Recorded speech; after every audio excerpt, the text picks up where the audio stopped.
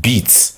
That is the premium audio brand that was started by legendary music producers Dr. Dre and Jimmy Iovine, subsequently bought out by Apple back in 2014.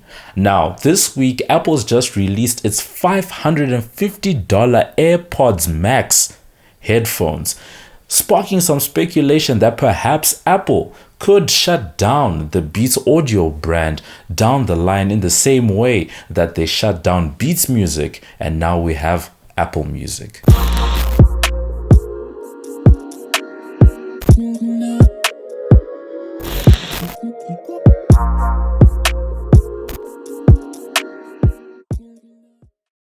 Hey, what up? It's your boy MobbJustice back again with another video. It's now December, we're rounding up the year, and Apple has decided to give us a one more thing on top of its one more thing. This is the fourth product announcement that Apple has given us since September, October, November, and now December. Yeah, we spoke about this in previous videos when we were talking about what we expected from the one more thing, and that had been the rumored AirPods Studio.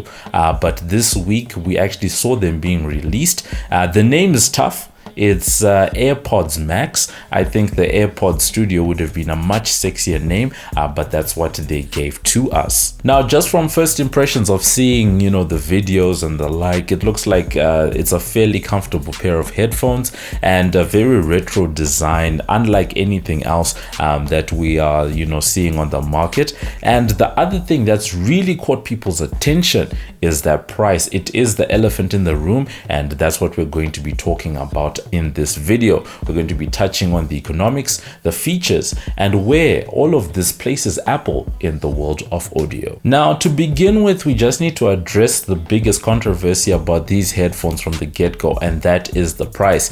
These headphones are coming in at around $549 US, which in this part of the world, in South Africa, is going to look like around 8,000 to 9,000 Rand. But that's before we start talking about shipping and the taxes that are likely to be added onto that. I expect that we're going to see them landing in this part of the world at that 11 to 12,000 Rand range. Now, the big ones is just the fact that for what they offer, there's a lot of comparisons that are being made, because we started off the show talking about the Beats brand, and Beats has always been seen as being somewhat expensive. And if you look at the top end headphones coming out from Beats, you have the Beats Studio 3s that are around $349 versus the Beats Pros that are sitting at that $399 range, and these ones are $150 above even those. Now, in terms of the economics, I feel like there are three key points that we need to just highlight. The first one is that in some ways, perhaps Apple thinks that they won't be able to sell that many of these headphones. So in terms of recovering, their price, they might as well, have that really premium price as a way to recoup their research and development costs and everything that actually went into developing this product. On the other hand, they might be just, setting themselves up to be looked at as more premium, sort of inching towards that audiophile sort of level, but being above some of the more comparable headphones in the market, such as the Sony XM4s that a lot of people feel like are the best in the market when it comes to what the new AirPods are offering. The third factor is just that we've spoken about this a number of times on this platform, that Apple will be Apple. And setting a price of $549 is because they can, right? We're not sure, what the discussions were behind the scene, but Apple can do something like this. Let's not forget that this is the same company that has $40 aux cable for these headphones that we're talking about, because they have a special cable which is lightning to 3.5 millimeter, and that's about $40. That's a lot for an aux cable. But at the same time, let's not forget this is the same company that has a set of $700 wheels for their Mac Pro. show. So now that we have the pricing considerations out of the way, let's just talk about some of the features. I will put a link in the description because as is some of there are some videos with some first hands-on impressions about the actual headphones themselves, so I'll link those in the description below. But there are some key ones that may in some ways at least inch us towards $100, maybe $200. And the first one is the fact that they've got the H1 chip and in both sides. That's what we see in the AirPods Pros, and that's going to allow for, you know, some computational audio and also spatial audio, where we actually spoke about this you know, recently when the AirPods Pro were actually released. The fact that they have a feature where you can turn your head watching a movie or a TV show and it will place all the audio in relation to wherever your head is. And a lot of the reactions I've seen online, it seems that it's a feature that works very well.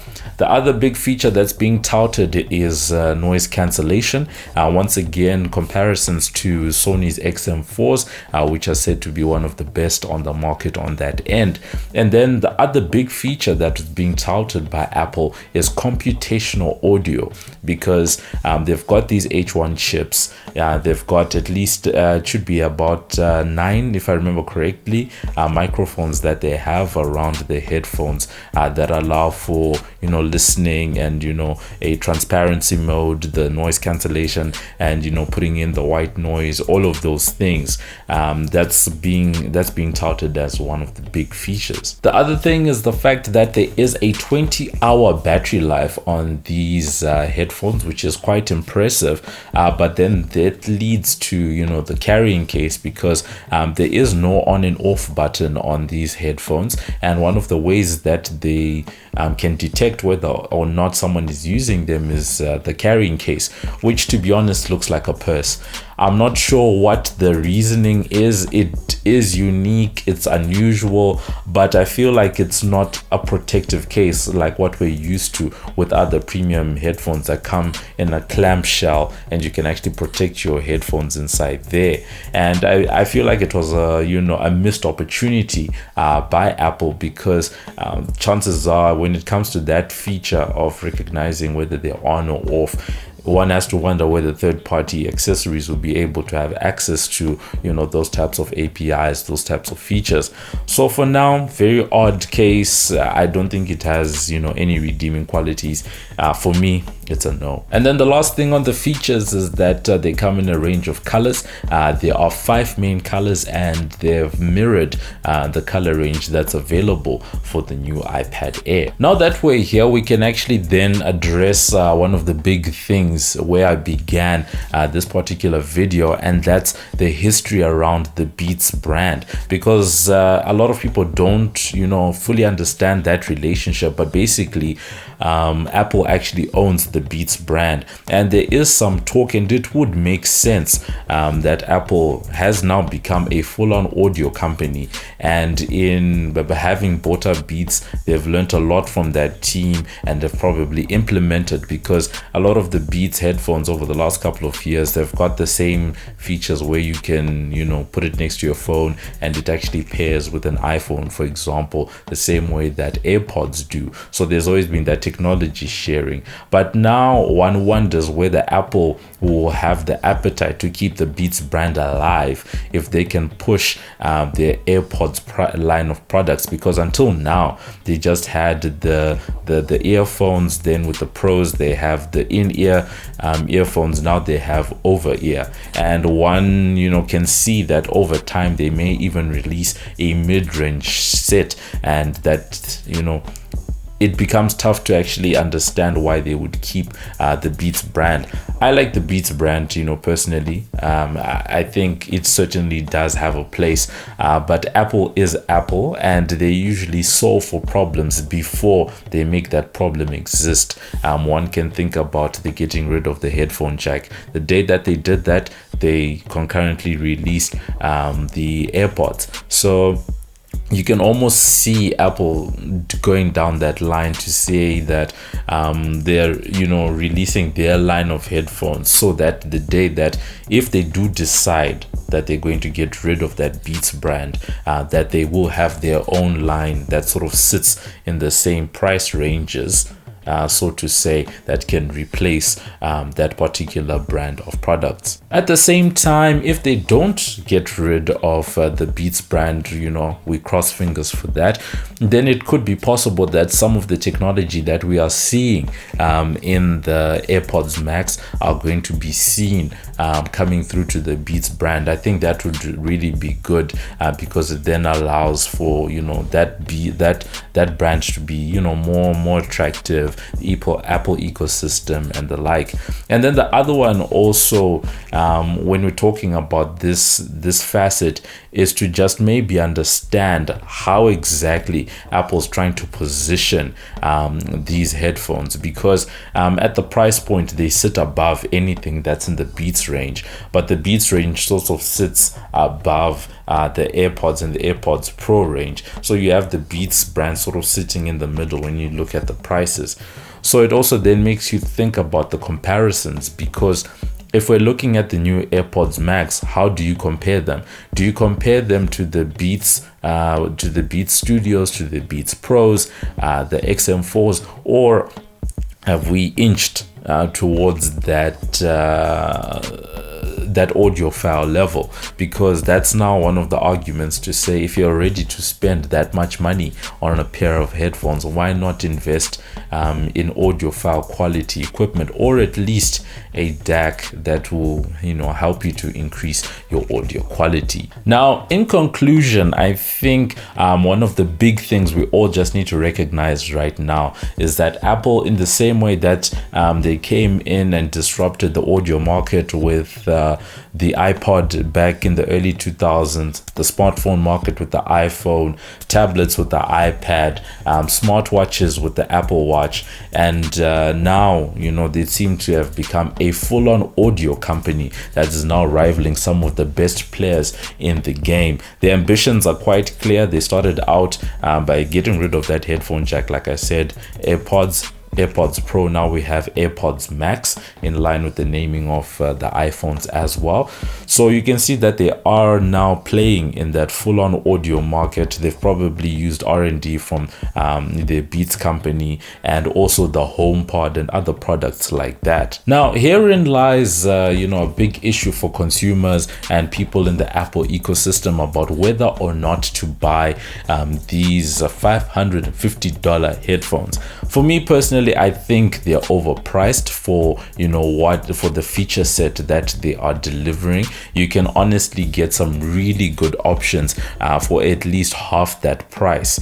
That's the first thing. And then the second thing is just the fact that because it is Apple, what you're paying for more than anything else, and how they would likely to justify it, is the experience. Having seen some first impression videos here and there, it seems that people are quite impressed about the feature set. But is it enough to spend $550 on? Personally, I say that if you are looking for a good pair of headphones, rather search below. As I said, the Sony XM4s, there are a lot of good options that are down there. And that then leads to who is actually going to buy these things for those people that do. Because best believe, because Apple is Apple and there is that Apple effect, we've spoken about this so many times, people will buy. One way or another, these things are gonna have two types of buyers. First ones are gonna be people that value the good quality audio, that are trying to get into that next level of premium audio, the sort of the purists and the enthusiasts.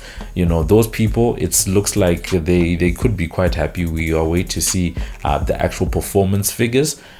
But there will be the second group, and I think a lot of people will fall into this category. Those that do decide to buy this will be buying it simply because it's Apple, it's a status symbol, and it looks cool. Nothing else looks like what these look like, and that's likely going to lead to other companies making knockoffs, or people coming in with imitations of these particular headphones, because they do look unique. But for a number of people out there, it's unlikely that a lot of people that do buy these headphones will understand spatial audio, computational audio, the mic setup, the fact that it's sharing R&D, because there is a digital crown from the Apple Watch. So that's likely to be the way that things go. On the last point, we just wait to see what the actual performance of these headphones is actually going to be. I'm gonna keep saying it, the price is just out there, and for what they're offering, you could honestly get better bang for buck going for another simpler but comparable brand. For those people that are really serious about your audio, if you spend just a little bit more, you're now in audiophile territory. Rather invest and spend money getting in with a good DAC, getting in with a good system that you can actually enjoy your music with, because at the end of the day, these are wireless headphones, right? They still have those limitations of latency, and there's only so much audio quality that they can push out. So that's been me. Those are my thoughts. People will buy, but if you are in the market and you do buy this, let us know in the comments. Are you going to buy these things? Do you think they're overpriced? Do you think Apple is just being Apple? Do you think, most importantly, that the Beats brand might disappear in favor of these AirPods? Let us know in the comments, and I'll catch you guys in the next video. Hey, this is Baby G, and you're watching the MobbJustice channel. Follow us on Twitter, Instagram, and Facebook. Live it, love it, like it. This is the MobbJustice TV.